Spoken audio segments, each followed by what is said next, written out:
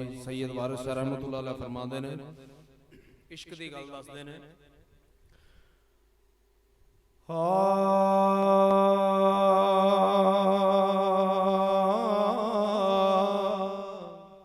कुड़िए वेख रंजटड़े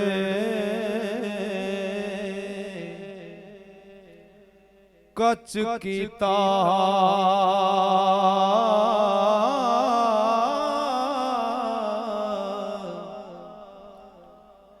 पेत जूदा खोल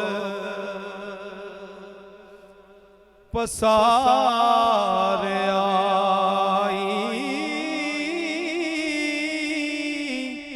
मंसूर ने इश्क दा पेत दिता ओनू तुरत सूली उते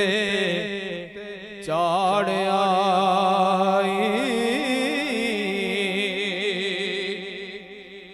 रस्म इस जहान दी चुप रहना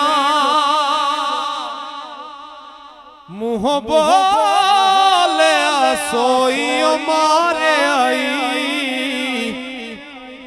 तोते बोल के पिंजरे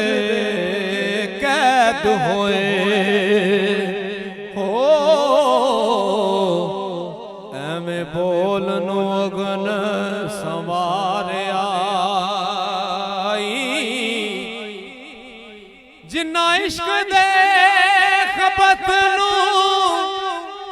जब्त कीता उन्हां आशिकां विच पुकार आई वारिस शाह कारूनो सने दौलत हेठ ज़मीन चा नगारे